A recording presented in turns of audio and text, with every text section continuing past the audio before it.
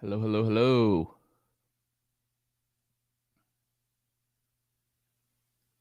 Make sure we get it out that we are live.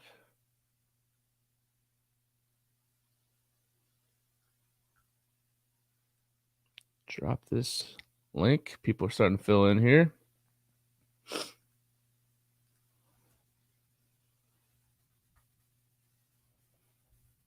What are you doing tonight?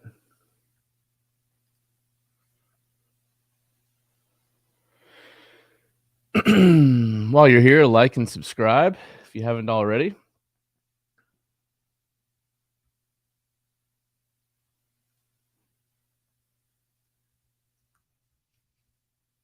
What's going on, Harry?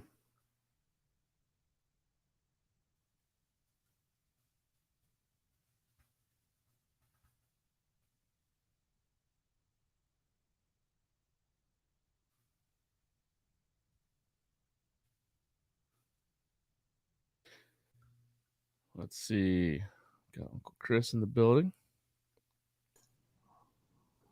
There he is.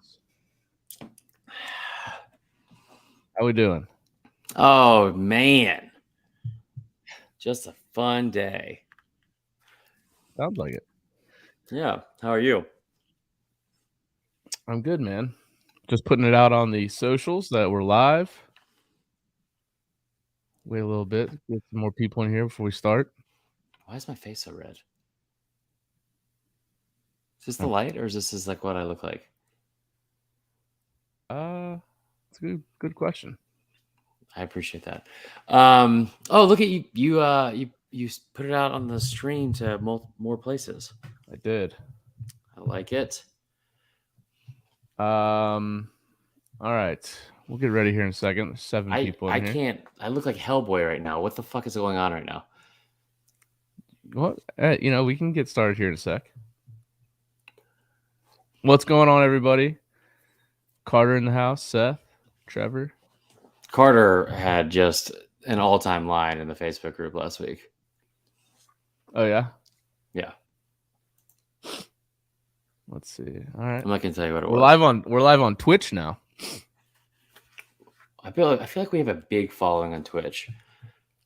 Well, just created it today, so. It's got to be up into like the dozens by now already.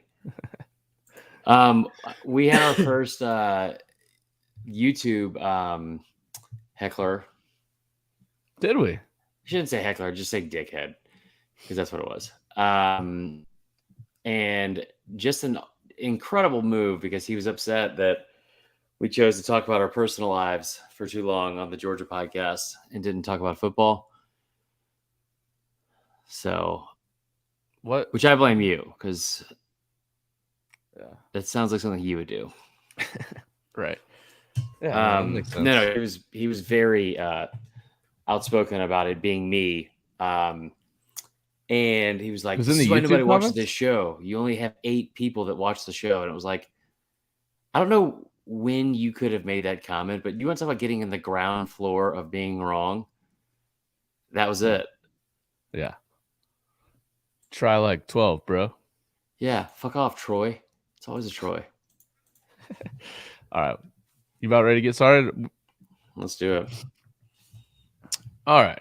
3, 2, 1. Hey, everybody.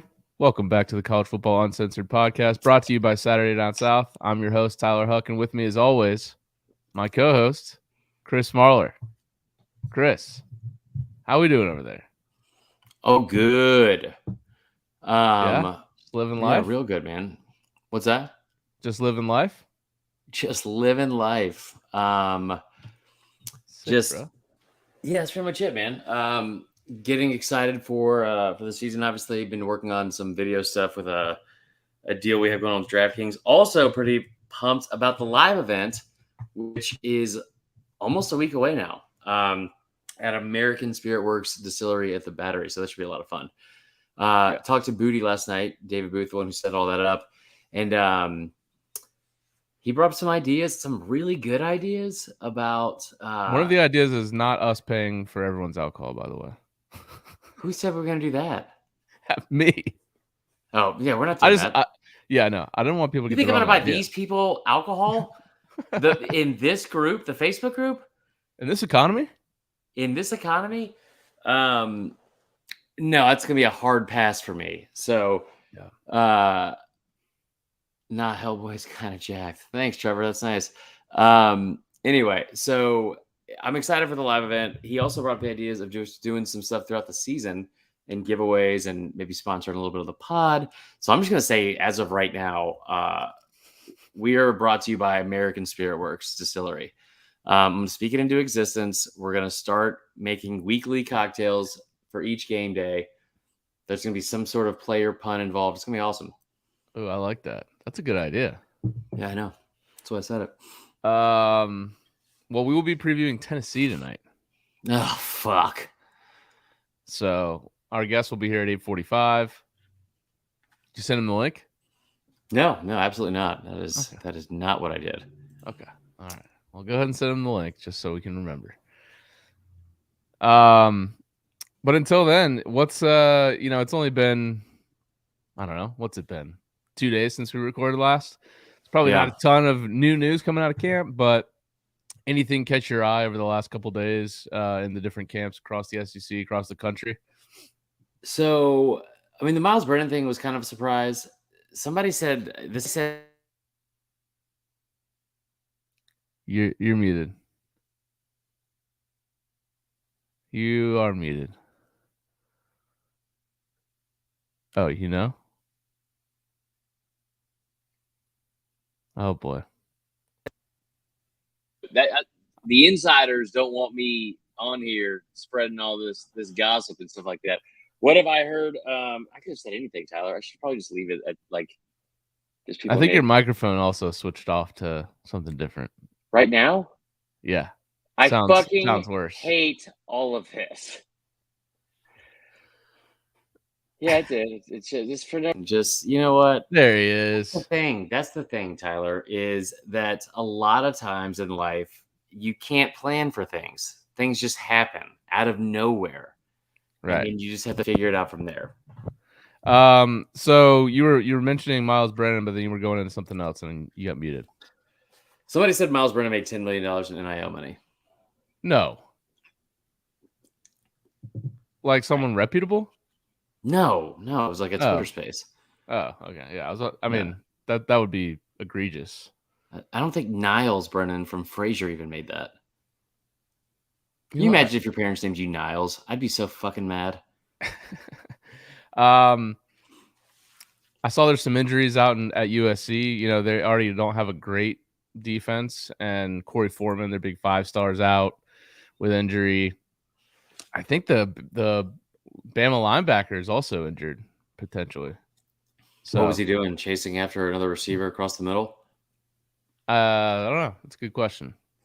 I didn't read all the practice reports. Yeah, you really brought some heat last episode of all your I mean, you kind of ruined my day about the Texas stuff. What about what? The injuries? Yeah. Yeah. I saw Wes Blankenship posted something about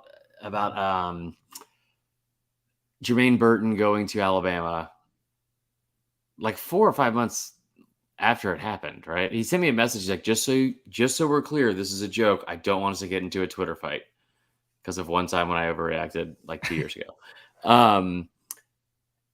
To be fair, you don't usually overreact to things, so no, calm, cool, collected. Right. That's why they call me the triple C's. C's nuts. Anyway, yeah. So he was he was bringing up the fact that like Jermaine Burton leaving, like, and I've seen this a lot on social media the past couple of days. I'm not sure if something happened that I just missed, but a lot of Jermaine Burton slander. And it's about damn time these Georgia fans finally caught on board. I've been saying that since he went to Bama. It's not a good fit. I mean, it's a good fit because he's going to give it to reception to it. Interesting. Trevor in the chat says Haynes King has taken a slight lead in the A&M QB battle. Is that what you want as an A&M There's no way. I'll believe that when I see it. Also, some Big Game Boomer last night said that Jimbo Fisher has always had a problem of not developing quarterbacks.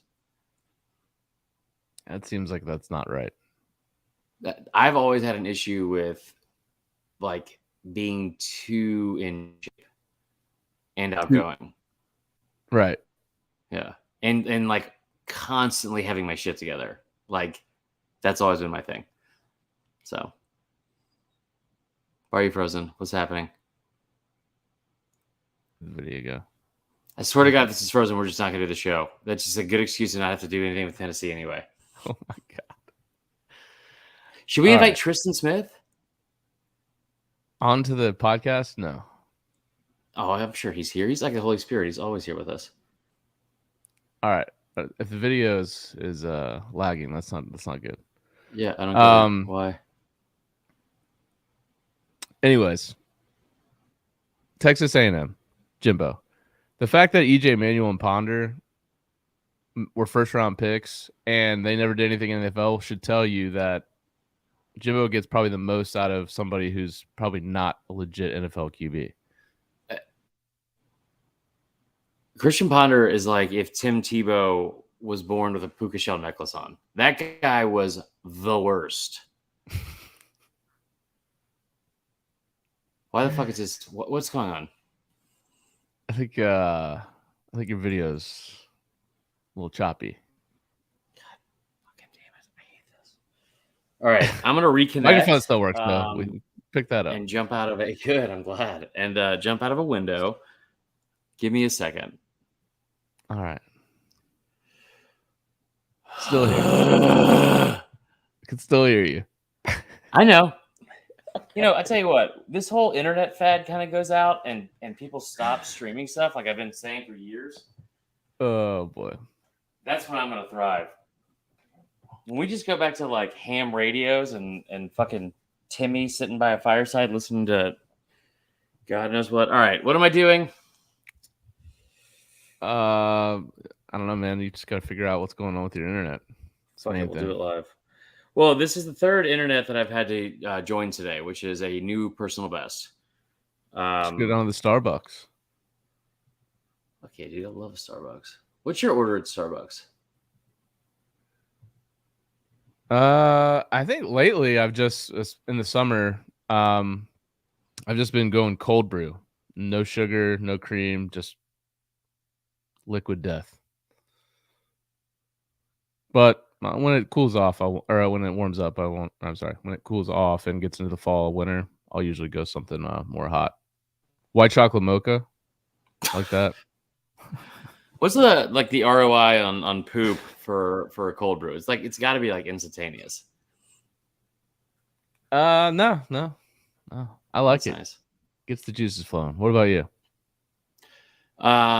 So it's a medium non-fat latte with 3 extra shots. So 5 shots of espresso. Good God. Yeah. All right. We're back live. I mean, your camera's a little grainy. This is fucking bullshit. I don't know what to do. It says that the connection's unstable. Like I think it's just a metaphor. I'm not even on the Wi-Fi because I switched over to my phone and I want to die. Oh boy. All right. Well, we'll get to the interview here with our guest once he gets in the chat, and then we'll call it from there. Everyone who's tuned in live, sorry you have to sit through this. Thank you for being here. We'll get this cut out of the podcast. We're going to probably tell Dan that we'll just start the podcast at the interview. Yeah. What do you want to do for next week, by the way? Why don't we start talking about that and planning the actual game week? On the podcast or at the live event? At the podcast. Well, we still have more teams to cover. We got to do Bama twice. Right, obviously. Ole Miss, still got Kentucky. I don't really give a shit about Kentucky this I year. I mean, like I do, but I don't. Do you see Mark Stoops throwing a shot out at Shane Beamer? I did. That was kind of Stoops is like mixing it up this offseason. Yeah, I mean, like with people that he would definitely beat up in a fight. Yeah, that's who you should like start a fight with. Someone that you could beat up, right?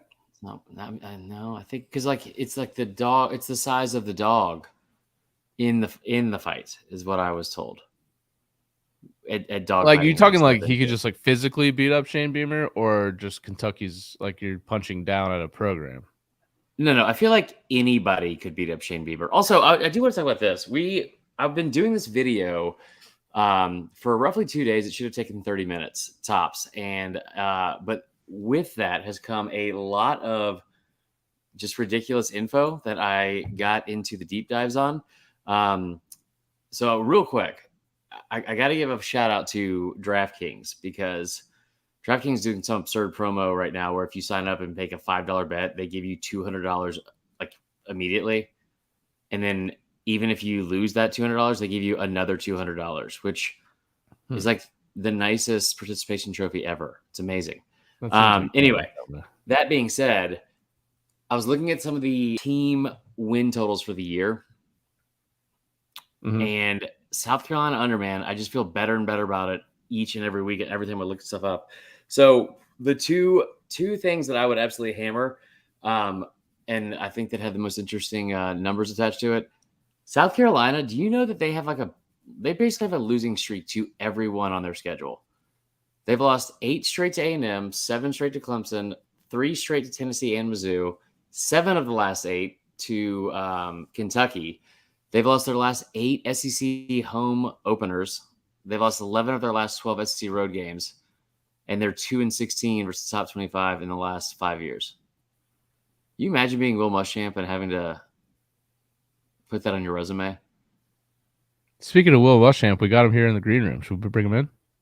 Yeah. All right, everybody. Here we go. Not SEC Mike. Hey, he's here like legitimately this time. No, I was here last time too.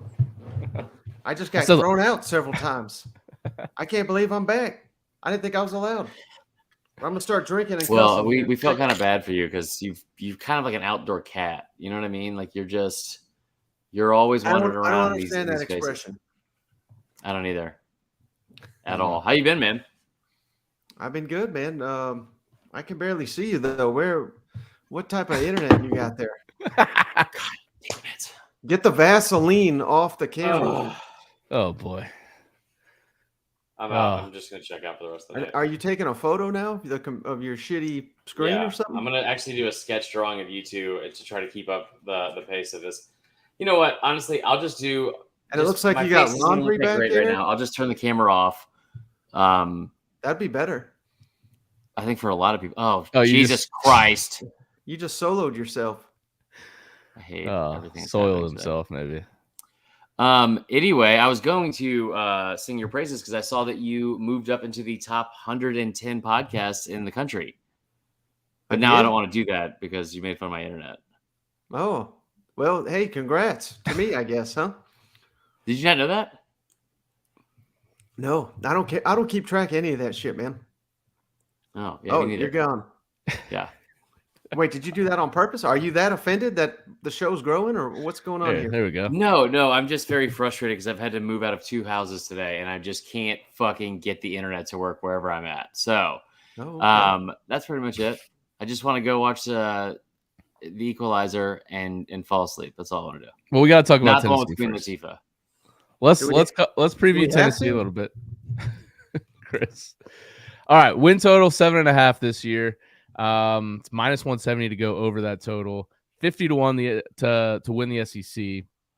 Obviously, last year felt like year one. Heupel kind of brought a lot of hype back to the Tennessee program. First we've had it in a while, legitimate hype. I think a lot of people kind of shit on the hire when it first happened. What were your thoughts in year one? I mean, obviously, alumni. He flipped the roster right away. 45 people left the program, or 45 players, one way or the other, whether it was transfer portal or going pro or quitting football. And in year one, he scored the most points that the program had ever had in a season and scored the most touchdowns that they'd ever had. So what were your thoughts on year one? Yeah. Hey, I don't want to call the guy out. He does a great job, but I've said this about a dozen times over the offseason. Barrett Sallee famously said, Tennessee's not going to go to a bowl game for 5 years after everything that happened. And to turn around, I know it was Music City Bowl. That's not exactly what Tennessee fans clamored to be. But I mean, you hit the nail on the head. Fans are excited because we got a quarterback now that until he worked for Josh Heupel, or excuse me, played for Josh Heupel, he was a cast-off at Virginia Tech. And now we got this high-flying offense. Tennessee's a fun team. The alumni are buying quarterbacks left and right. I mean, this is a good time to be a Tennessee Vol. Trust me. Yeah, no, it is. What was your opinion last year when they started out with Joe Milton? Was Hooker injured? I can't remember. What could he have done in practice for that to have been a fucking thing? When they added Joe Milton, I said, I hope he's converting to tight end because he can't play quarterback. And I got mocked relentlessly. It was so bad that there was media people saying, I'm an idiot. I don't know what I'm talking about. Name names. The coaches apparently were not fans of Hendon Hooker, so I put out a list of quarterbacks. I put Harrison Bailey on there because I was thinking, well, my God, if Hendon Hooker's that bad, which I went back and watched every game at Virginia Tech, I knew he was not bad. I thought he'd be average at best, but I did watch Joe Milton, and he's horrible. So horrible. I don't know what in the hell they were thinking with that. That was obviously a huge swing and a miss. I mean, I don't think I've ever seen all my years a quarterback run out of bounds with the clock expiring and you needing a touchdown. I mean, my God, just toss it into the end zone, try something. But yeah, Joe Milton. He has the best arm in America. Like, it's not even close. He could have thrown that ball out of the fucking stadium, and he's like, you know what? No, we'll live to play another down.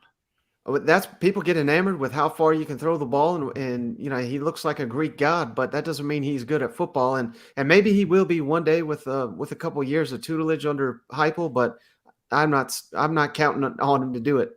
Mike, he's like 28 now. I did see like the most Joe Milton thing ever in the offseason, which was somebody said it might have been Hendon Hooker that was like, Joe Milton can throw a football 100 yards. I was like, you're never going to get the opportunity to do that. I think we might see some Joe Milton this fall, but I think it'll be in short yardage because they don't have a big running back. So maybe he comes in and he's Tim Tebow freshman year, just kind of a fullback more or less at the quarterback position because he is massive. But yeah, I would not be surprised if Tennessee rocks that, and they may even have a couple of plays where both the quarterbacks are on the field this fall. So they bring back offensively. Clearly, it's the strength of the team. Both last year, I think it's also expected to be this year. They bring back 8 offensive starters, including Hendon Hooker. He set a program record for passing efficiency and completion percentage last year: 31 touchdowns, 3 picks. But it's just like through the offseason, spring, summer, now coming into fall camp, what have been the reports on Hooker, just his progression? Well, 186 rushes, 0 slides last year. So got to teach him to slide. That's kind of the most important thing that I've been picking up. They're teaching him when to go down because we just referenced it, the Ole Miss game. They lost it because he went down. He didn't start the Pitt game. They lost that. There was a rally. He tried to come back. He's been injured in his past. So that's something they've got to get Hendon Hooker going, but just a much better grasp of the system. He's been the man all off season. There's no more competition. I think that could really help his confidence going into his final year. I mean, a lot of people thought he would go to the NFL. I know Marler's kidding, but Hendon Hooker legitimately is like 23, 24 years. He'll be 24, I think, when he goes to the NFL, which is not an age most people are going to want to draft a rookie quarterback. So he has really got to show out this year if he's got any chance to go to the NFL. And I think he does playing for Josh Heupel. I feel like looking at the quarterbacks they have in place, I mean, you're right. The whole thing about him not getting down, like not learning how to slide, the fact that you said the Ole Miss game, he was like the only player in that game that didn't go down. Well, he was legitimately hurt, unlike the other 20 guys on Ole Miss. And I mean, I was in the stands, and I think people lose sight of that with the damn trash being thrown, the golf balls being thrown. That was mostly because every player on damn Ole Miss's team, and it wasn't just Tennessee. 20. Sam Pittman was calling them out. I mean, many coaches called out Lane Kiffin and Ole Miss for that fake injury bullshit, but hey, credit Lane Kiffin. I mean, there's no penalty for doing it, so they found an advantage. But it's kind of ironic that they run the same damn offense, yet they need their defense to get breaks when the opponent should just do it to Ole Miss every week. I feel like that was like the most perfect way that Bama could have lost an Iron Bowl ever, but it just happened to the Tennessee Ole Miss game. Hey, that was a fun game, though. I mean, Ole Miss, Yeah. if not for Matt Corral, I mean, they don't win that football game. He put the team on his back. Literally, I think he had like 200 yards rushing in that game if you go back and watch it. He did.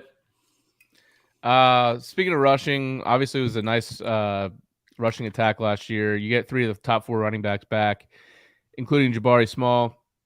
4 starters back on the O-line. Not sure if that's a good thing or a bad thing. Obviously, Cade Mays departs, so there's been a battle there for the tackle position. But the O-line last year, especially when they got into situations where the other team knew they had to pass, was not great. They gave up a ton of sacks. They were terrible in short yardage. What do you expect the O-line to take a step? Because it's the same guys from last year. And if so, how are they looking in camp, things like that? Yeah, honestly, not really. And that's troubling because, like you said, short yardage was a nightmare for Tennessee. They allowed more sacks than anybody in the SEC. And, I don't know that it gets any better without – they tried to get a lot of guys in the transfer portal, but it seems like offensive linemen are the toughest positions to grab out of that portal because everybody wants a damn lineman. I know they were in on Sheen, I think is his name, the guy that went to Alabama. So they have no left tackle. They've got a former walk-on battling there to start. I don't know if it's going to get any better for Tennessee on the offensive line, but that pace. I mean, Ole Miss offensive line wasn't that good last year, but the pace they run with, it really helps the offensive line because obviously you keep the defense off balance. So it's a huge question mark, but I don't think it's going to be a huge flaw for Tennessee. I'm a little bit more concerned with what they have behind Jabari Small at running back because I hear Jabari Small is looking like the best player in camp, which I thought that was a big question mark for Tennessee. So if he's that good, I think the running game should be pretty solid. But if you look at Josh Heupel's track record, he doesn't utilize one back. He utilizes multiple backs, and they're looking at 2 true freshmen potentially being in the rotation at running back, which that's why they had to bring in a guy by the name of Lynn J. Dixon, who last time he was good was about 2016 at Clemson. Yeah, I love the fact that you guys have a running back, Jabari Small, that's going to be an impactful player because I can just hear all of the beat writers now saying Small might have a big impact on the 2022 season. All right, I'm going to throw out a scenario here because I am fascinated to hear. You've just openly talked so much shit about the end of the dynasty, and I'm a little bit worried because you haven't done it this year at all. And every year you've done it, it's really worked out for me. This year, you haven't gotten in on it yet. I'm going to give you basically fuck, marry, kill, okay? Or just choose between these 3. If you could have a victory over Bama this year or 5 straight wins over Florida or Peyton Manning comes back as your quarterback as soon as Hendon Hooker leaves. Yeah, which is you taking? He's too damn old. I mean, he would not thrive in this Josh Heupel. So maybe Arch, you give him Arch, I'll take that. But of those, 5 wins over Florida, I think is the best option because that's just as bad of a matchup for Tennessee historically. I think they've lost 16 of the last 17 against the Gators, and that's a program right now. As crazy as it is to say, I think Tennessee's got an opportunity to jump ahead of Florida in the East. Now, I'm very, very high on Billy Napier. I got Florida number 2, so I'm not sitting here saying Tennessee is going to do that. But if you can keep Florida beneath you, I think that bodes well for Tennessee's future. That's what most states do on a daily basis. So, yeah. Obviously, everyone knows Cedric Tillman. He was great last year, over 1,000 yards, second in the SEC in yards per catch behind Jamison Williams. Obviously, we need to step up for a number 2. First off, what's the update with Brew McCoy's eligibility right now? And then secondly, is he going to be the number 2 if he is eligible this year? 2 McCoy. Wait, how many beers is that for you? You need to slow down, buddy. I mean, I'm drinking 33 to 18. The computer's not working. You're getting kicked out. What else? You've hit rock bottom over here, brother. It seems like it, yeah, for sure. Again? And you're wearing a Beamer hat. The question, Brew McCoy still not eligible. I don't know what the hell's going on with that. I mean, it seems like this is a Tennessee issue every year. Last year was Byron Young. Cade Mates had eligibility issues. Aubrey Solomon. This is just the annual. Yeah. I don't know who in the hell they got working over there in clearance at Tennessee, but they are sleeping on the job. What if it was like Butch Jones, just like as like a part-time job, or like Derek Dooley somehow got back in the administration? Is he still getting fetching Saban's coffee, or what's old Butch up to? He's the head coach at Arkansas State, so he'll be the head coach at Auburn in 2 years. That maybe about 6 months. It's a circle of life. Yeah, I think Brew McCoy definitely number 2 outside receiver, but be on the lookout. Tennessee's got 2 guys in the slot. I really like Jalen Hyatt. It's finally going to be his breakout time. And then Squirrel White, my man Squirrel. Down there. Best nickname in the SEC. Squirrel White. Oh, yeah. He is white, right? Like that's y'all's like Slade Bolden. No, racist Marler. He is not white. Good. I can start this again. Please tweet that he is. I'll be sure people see. Well, it. I mean, his last name was White, and his name's Squirrel. So just like as somebody from Alabama, I feel like that was a pretty decent guess. I apologize to the people that named him Squirrel, though. Anyway, they do have their stereotypical New England Patriot receiver, though. His name is Walker Merrill. Of course. Oh, that's way whiter. Yeah, for sure. That's like a hedge fund name. Good for him.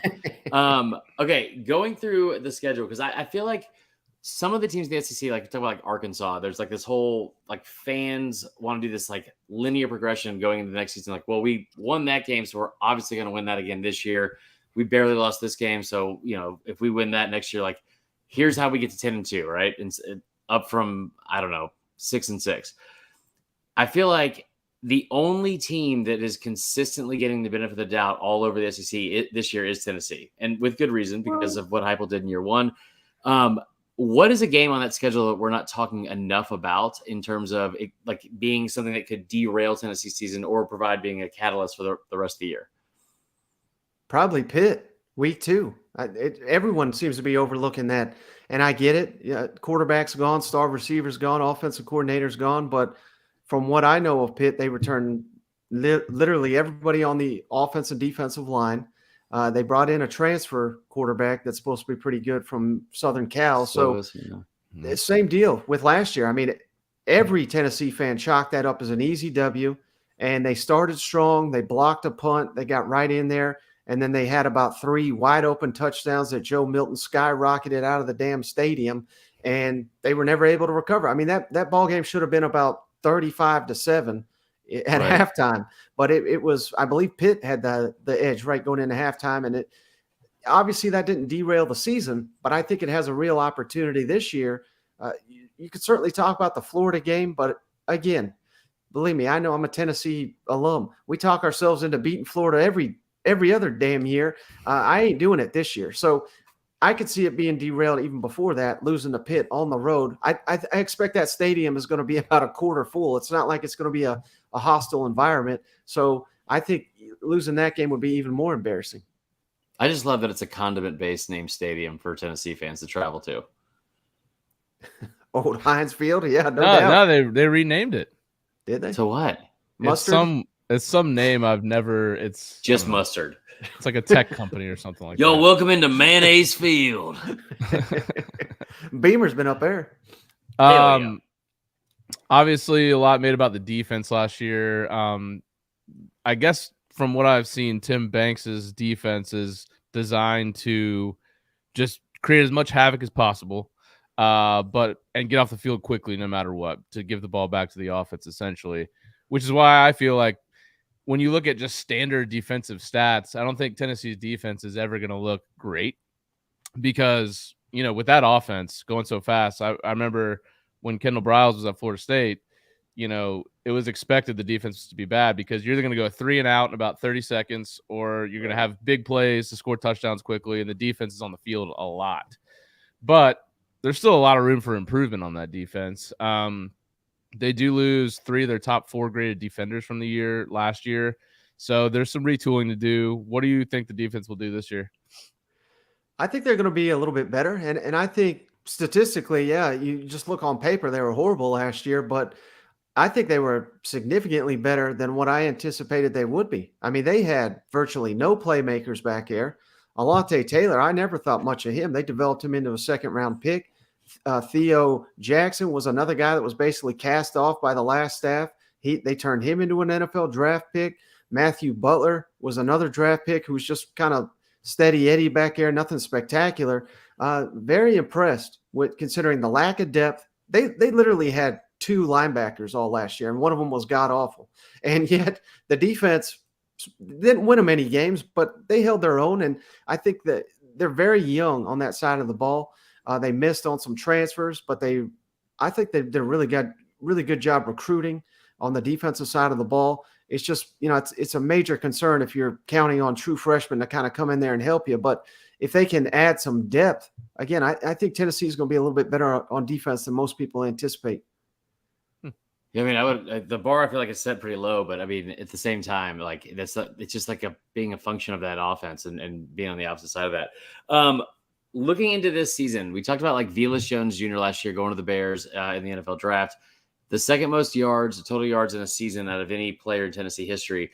Who is a guy that could be a household name by the end of the year that is not necessarily that well known right now?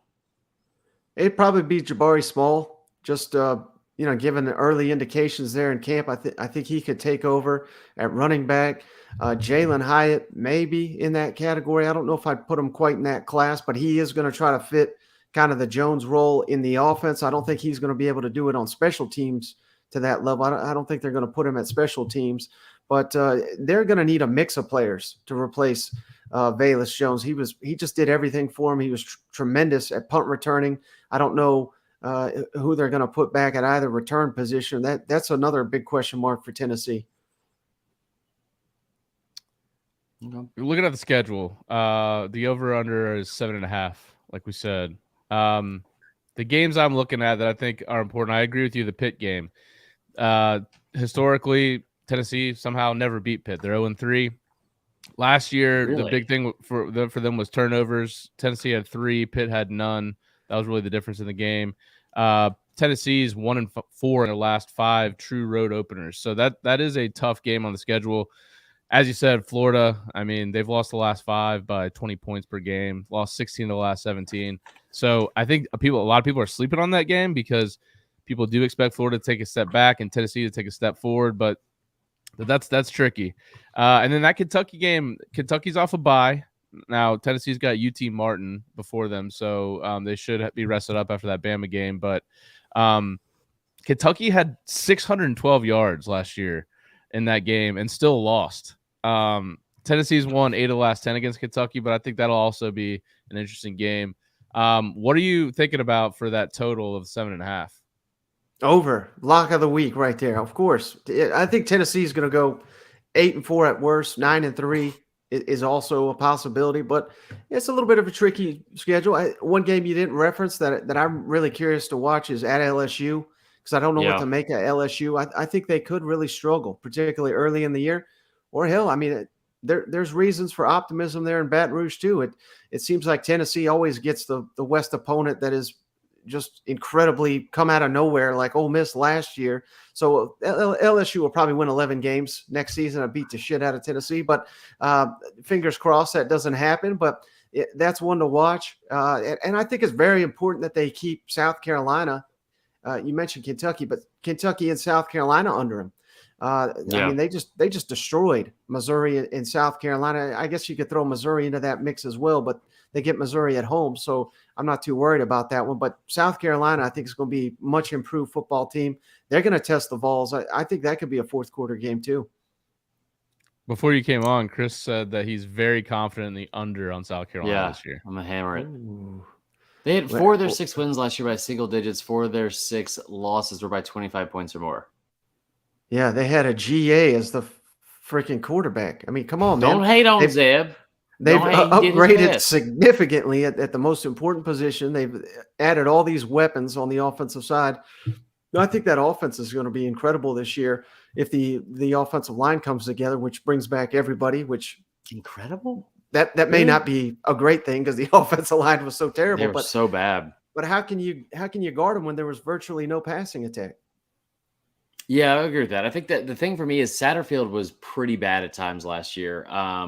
You're right though; they did have like bringing a lot of talent, especially through the portal. Anybody's an upgrade over Zeb in almost any field besides clogging, which you guys we'll talk about off air. But that being said, yeah, I just like South Carolina's schedule is brutal, man. Yeah, that's what losers always talk about in the offseason. I've been hearing that about the Arkansas Razorbacks 2 years in a row. It's not That about schedule the is schedule. brutal. It doesn't matter. They won 9 games because they were a damn good team, and they're going to be a damn good team again. It doesn't matter who's on the schedule. That's what I love about college football. I mean, particularly early in the season, Kentucky's got such high hopes. They drop that game week 2 to Florida. All of a sudden, they could go into a downward spiral. And you can make that case about any team. The schedule may look daunting now. What happens if they beat the shit out of Cincinnati? What happens if they turn around and beat South Carolina at home? All of a sudden, I mean, I don't know. The schedule doesn't look quite as daunting. I mean, hell, it's the SEC West. Every schedule over there is daunting. Meant after those are the first 2 games, and they're going to be favored to win both those. So I meant afterwards having to go to you have A&M. It's not a home game. You have Bama at home, but there's a 4-game gauntlet they have. They've gotten the best of Mississippi State 2 years in a row. I didn't realize Arkansas lost to Auburn for 6 straight years. Yeah, that's one of the teams Sam Pittman's yet to beat. So that is certainly an important game. Mississippi State, they're 2-0 against, like you said, but there's been some luck involved in that, so that could swing back. I hear you. I mean, the SEC West is a gauntlet, but I think it's kind of cheap to just look at a schedule and say, well, it's too difficult. It's more about you got to look at the team. Trust me, I've been doing this long enough. I'm the dumbass that picked LSU to win the West last year. I picked Missouri to win the East one year because of their damn schedule. And what happened? They ended up firing Barry Odom after losing to Wyoming in the opener. Looking at the schedule, that just never works. I think you said Bama was going to lose 3 games in 2018 or 2020. One of the years. I was talking about basketball. They did that in a week. No, so I feel like you have your finger on the pulse of all things college football, but especially the SEC. I've never seen somebody pump out as much information as much as you, and koozies as well. But kind of going through the SEC, there are a lot of teams I feel like the top tier teams, obviously Bama and Georgia, are going to contend for a national title. Everyone in the middle, though, just between them and Vandy, seems like, and maybe Mizzou, seems like they could all kind of be middle of the road and just separated by 1 or 2 games, total, right? In the standings. What team are we way too high on? What team are we way too low on? And don't fucking say Vandy.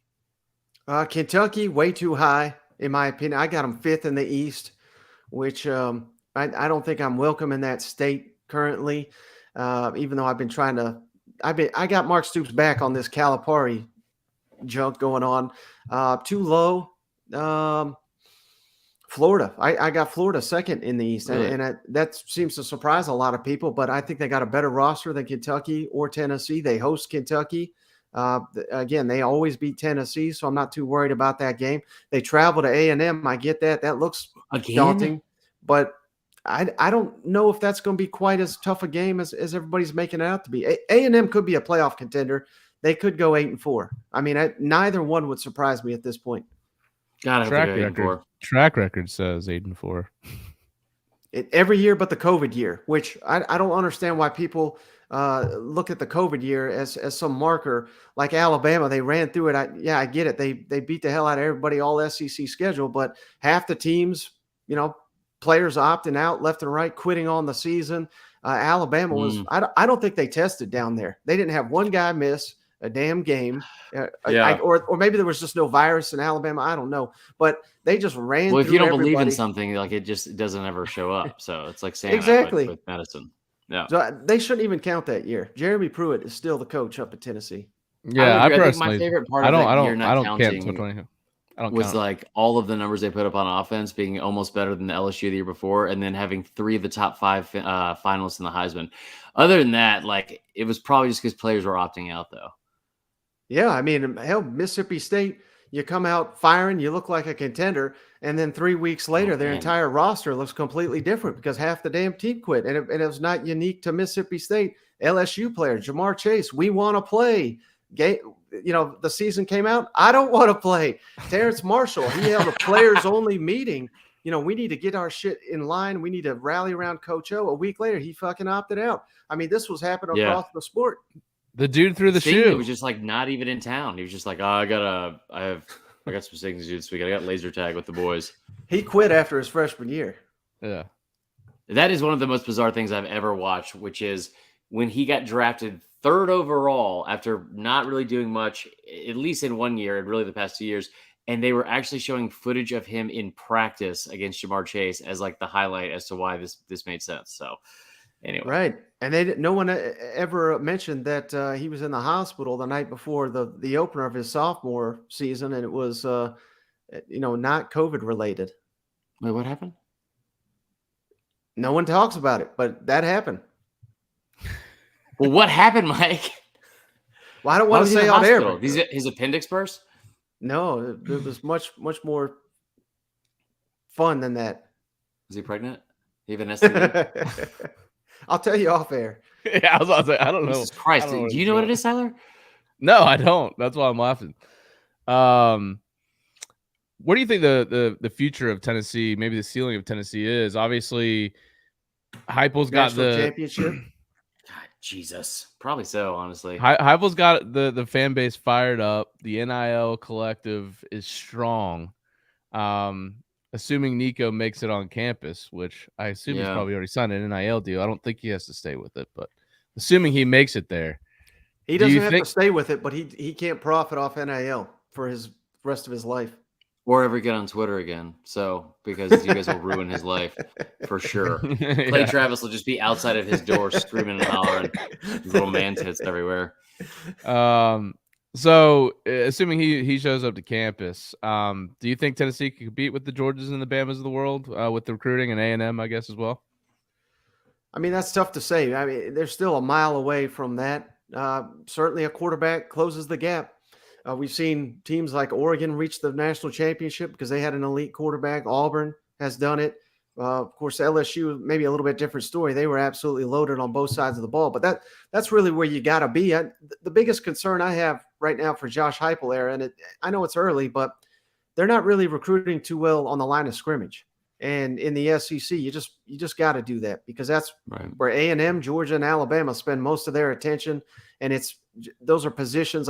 Tennessee they're not avoiding those. They're just losing a lot of those battles. Now, again, you just won 7 games when everyone was writing you off. If you turn around and win 10 games, I think then you can really get that ball rolling. This is such a pivotal year, I think, for Josh Heupel. Again, you got to keep South Carolina, Kentucky below you, and you have to jump over old blue chip Billy Napier down there in Gainesville and try to keep them under you. And if you can do that, I think you can have some serious momentum. But college football is so fun because it's a game of momentum. And right now, Tennessee's got that momentum, but it's more important. Obviously, the offseason. Tennessee's always got the momentum in the offseason. It's when it comes to the season is when they drop the ball. So can they finally carry that over like they did a little bit under old Butch, but then it all collapsed like the damn house of cards that it was?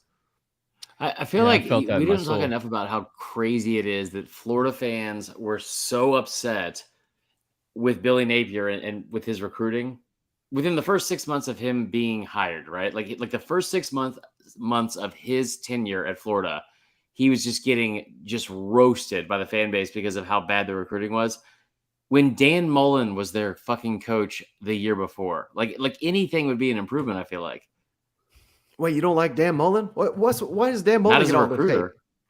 Well, yeah, he's god awful as a recruiter, but I think that had more to do with, if you remember, he tried to make that jump to the NFL, and the NFL said no. I think he lost the locker room, and it obviously went downhill from there. But it's very hard to overlook what just happened. I know Florida was a train wreck, but I don't get all this hate Dan Mullen gets. I mean, I think he's the greatest coach in Mississippi State history, and you got to remember the train wreck he inherited there in Gainesville, and immediately he had them competing. He's a damn good coach. He's just a cocky asshole, which, honest with you, most of these SEC coaches are. I mean, honestly, he's a fantastic coach, and the only thing I feel like he didn't do well was recruiting. And the fact that with what was going on in that program before he got there, the fact that he was able to keep his wife from getting anywhere close to dry humping a shark when he became head coach, huge. He just needs an elite. If he had like Mario Cristobal's staff right now, he'd be money. You know, he'd be he's going to be the next coach of Alabama. Let's hope. Oh, God. Let's hope. I think he's perfect for the NFL, but yeah. So do I. I was surprised he didn't get a job there. But Chris, any other questions here about Tennessee? No, but first coach fired in the SEC or in college football this year, who you got? Nick Saban. How long before old man Nick retires? What is he, 90s? I mean, he ain't lost a step. I tell you what, last year he's lost his fastball. Let me ask you this: Why does no one bring up that he can't coach defense anymore? What do you mean? Look, Alabama, they've got the best roster in college football this year, right? And 9 times out of 10, they have the better roster than everybody they face. Yet when the one time a year they meet with someone that has equal talent, they can't stop them. And this is not a 1-year problem. This is going on year 4 of this. Clemson roasted their ass. LSU roasted them. Georgia just roasted them. Texas A&M with Zach Calzada, who these Aggies say is the worst damn quarterback in the program history. What he scored 41 on him. I mean, at what point are we sitting here saying, if not for some elite quarterbacks and offensive coordinators, that Nick Saban is, not lost a step? Oh, hold on. So hold on. It's because the offensive coordinators are good now. That's good. That's news to me because I know Sark was. Lane Kiffin is awesome. I will say you brought up the first 2 teams, which was Clemson and LSU, who are 2 of the top 5 teams maybe in the history of college football. So, I mean, sometimes you just run into teams that are also really good. The defense was ranked in the top 10 last year and the year before. Right, and they have better talent than everybody they face. It should be at that level. But when you play in an elite team that matches up with you, you should be able to limit them somewhat. But I feel like they do that a lot. They beat Georgia earlier last year, right? Did they go 1-1 against them? Yeah, pick 6 Stetson. That's why. I mean, hell, he threw 1. He should have thrown 2. And how about Ole Miss with Lane Kiffin? I mean, hell, they scored 50 points on him. Not last year. They didn't. Last year they had 0 points in the first half. They were held to like Lane Kiffin career lows in yards, rushing yards, and total points in the first half. Well, they forgot to plug in the popcorn machine. That's all that was. Whoever got I feel like that had to be staged a little bit because the fact that Big Al showed up in a popcorn onesie by the second half was ridiculous. No, I don't. I mean, Bama got torched. I think like the Arkansas thing was kind of concerning. The other thing is too, and I feel like this is going to shock some people, but every once in a while, you got to take somewhat of a step back. You can't just keep putting like number 1 defenses and 6 first rounders. I mean, they had 8 players drafted in the first 38 picks in the NFL draft. God, you got more excuses than Nick Saban. My God. I hate when I say things that are all facts and we just say they're excuses. But yeah, it's fine. It's all good. Chris, I was going to say, is there anyone in the SEC that would get fired next year? Because after this year, because there's everybody's new. Probably for exposing himself, but just not actually exposing himself, just walking out in public in a tan suit. Hmm. Oh. Who would get fired? I mean, Drinkwitz, maybe. I don't think he would, but maybe. Nah. I mean, Harsin, I guess that's a real possibility. Still. Yeah, that's true. I think Mike Leach could be in trouble if they have a disastrous season because I think they should be really good this year. And if he gets embarrassed in the Egg Bowl, 0-3 in the Egg Bowl, I wouldn't fire him. But they're crazy down there. Who are they going to get now? He's a perfect fit for what they are as a program. 7-5, 8-4. Jump up and get somebody that you shouldn't beat every once in a while. That is Mississippi State football. Right, but he could tweet the wrong thing on the wrong day after losing the Egg Bowl, and his ass is gone. He has become such a Facebook boomer meme generator on Twitter. It's incredible. I love him. I hope he's in the SEC forever. I hope Lane Kiffin stays too, even though he's always got one foot out the door looking for his next job. I think he might be the next Auburn coach. Kiffin? Yeah. Oh, God, that's a nightmare for me. I will say I think that with Coach O as his D-line coach. Oh, boy. Everybody tried to pay him $2 million or it was – what was the story where Orgeron showed up to his actual interview with a 2.5-inch binder of notes, and that's what showed whoever, like, I guess the AD was, that he was like serious. And I remember hearing the story from one of our LSU buddies, Mickey, and he was like, "Yeah, there was nothing even in that binder. It was just a bunch of pages. Like he didn't understand any of that shit. It was just all for show." And got When him a was job. this? Was this when he was interviewing at Ole Miss or where? Yeah, no, for LSU. He did the same thing at Ole Miss, but it was a coloring book, so it's pretty obvious. Are you guys interested in watching what Dion does this year? Are I those don't games know on who that TV? is. Prime time? Oh, okay. Is that even football? I mean, no. I watch SEC is all I watch. I'm interested to see if, given what he's done with recruiting down there, if Tyler's a Florida State fan. Yeah, I'm a Florida State fan. So, well, that's your next coach. That's why you're interested. Everyone says that. I just don't know. I don't know about I hope that. you guys But I am Willie interested. Taggart. Can't be much Yeah. worse than old Mike Norvell. Yeah. Recruiting wise, it'll be better, but I don't know. Coach, we'll see. I mean, we'll see. do they have any of those games on TV? I would guess because he got the number one player in the country that they'll have at least one on ESPN. I like that people at media days ask Kiffin and Leach, when are they going to schedule Jackson State, as if that's one of their top priorities. You know what? Right. Yeah. It'll be interesting to see what happens on there. All right, y'all. All right, so you're going over the 7.5. I will also go over 7.5 and regret it immediately, because this is I said it with Georgia last year, but I think Tennessee being back would be my biggest nightmare. Really? Not Auburn if winning Tennessee like and 11 Georgia games? are both back and Saban retires, and I have to go back to like what basically the late 90s and early 2000s were for me, and start listening to fucking Puddle of Mud and wearing Jinkos again, I'm going to lose it. What did you think about when you heard old Saban thought about retiring after the kick six?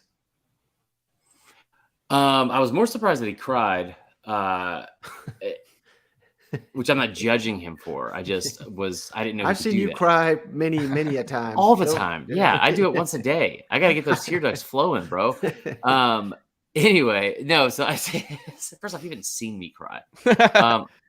So I mean, I don't think he would have retired. Regardless of how he felt after that. I think that Bama fans were awful at that point, because the level of entitlement was at a peak. Well, because they just won 3 out of 4. Me and Tyler talked about this last year, and I bring it up all the time now. It wasn't until a year ago, and I looked into the actual teams and season, that I even recognized Florida State as being like a worthy national title contender or a national champion in that 2013 year. And they had 22, all 22 starters went to the NFL. Yeah. I think he would end up going to Texas because he would have not wanted to retire immediately. I don't know where Bama would have gone for a coach, but. You remember who that Florida State defensive coordinator was? And so, yeah, it's Jeremy Pruitt. Yeah. Oh, yeah. Oh, Pruitt. Jeremy Pruitt's playing poker now on the weekend. He's the one that landed us Jalen Ramsey. Yep. Out of Tennessee. Yeah, he was committed to USC, and then as soon as we got Pruitt, he flipped to Florida State. Pretty crazy. I wish we saw Pruitt as a DC. Hey, what's Saban's excuse going to be when Georgia beats him in the SEC championship this year? I mean, I think Georgia has a better team than Bama this year, and I know think you picked Georgia. So what? More too. No, I'm asking you, what is the excuse? What's the excuse going to So be? I think that people get confused with excuses still rebuilding because I think people get confused with I always say this, if I was late for work because I got a flat tire on the way into work. That's an excuse. Is that an excuse or is that just what happened? Yeah, that's an excuse. You work from home. If I was driving in a hypothetical situation into an office and I got a flat tire, I mean, people just want, people jump on Saban immediately about the NIL shit. No one has said a word about, Kiffin's been the most pessimistic person the entire offseason. And also Kirby was saying the exact same shit. Honestly, so was Jimbo. But Saban got the brunt of it. And then it wasn't until Kirby signed that extension that anyone put him in the same breath as Kirby's complaining about NIL. No, he's just talking about something, and he's telling you there could be some negative side effects to it because this is a whole new world that we're walking into, like fucking Aladdin. but we, like it's something that's not regulated. It's very new, and it already has shown that like there could be a lot of problematic things. It's just I fucking hate social media. That was a masterful way to dodge the question. That was good. What's his excuse going to be? I don't think we're going to lose. You picked them. You picked Georgia to Shut win up, the SEC. You can't have it both ways. I mean, I don't know. Well, I mean, we'll just cross that road when we get there. How about that? I think Bill O'Brien could cost him. I think he sucks. How? He's terrible. I will say it amazes me that like not a single person outside of Tuscaloosa would even acknowledge how good of a job Saban did coaching last year.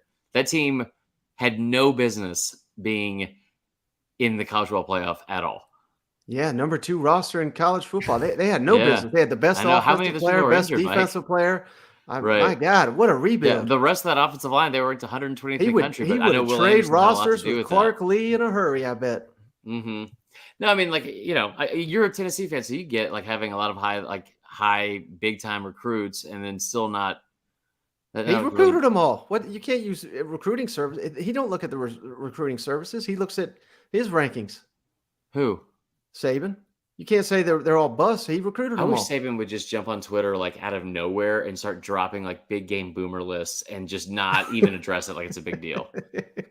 Maybe he is big game boomer. You ever think about that? Oh, mind blown right there. That would be incredible. Just the worst long play ever. I am the Batman.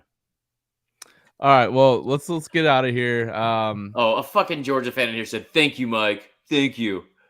Just the horniest people for fucking disrespect. By the way, they were favored in both of those games. I feel like people forget that.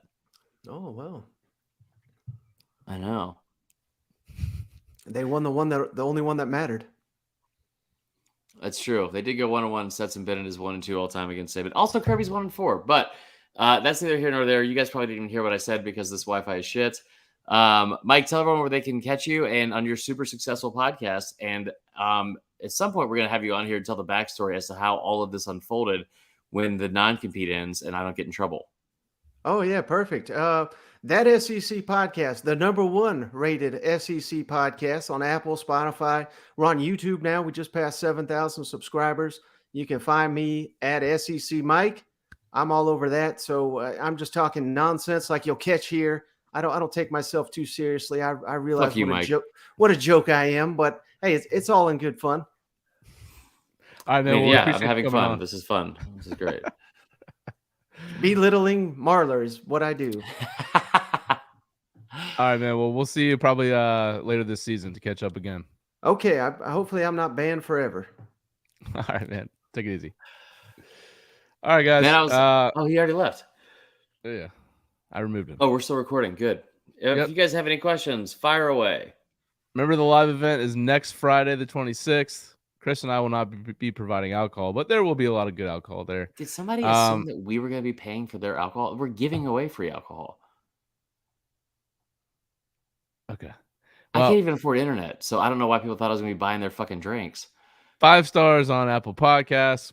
Like, subscribe on YouTube. We have a Twitch channel now if you like Twitch. CFB Uncensored on there. I swear to God, if the fucking Twitch channel somehow takes off and YouTube doesn't, and you make me look even worse with my company, I am gonna probably have to move again. All right, for Chris, I'm Tyler. Peace out, everybody.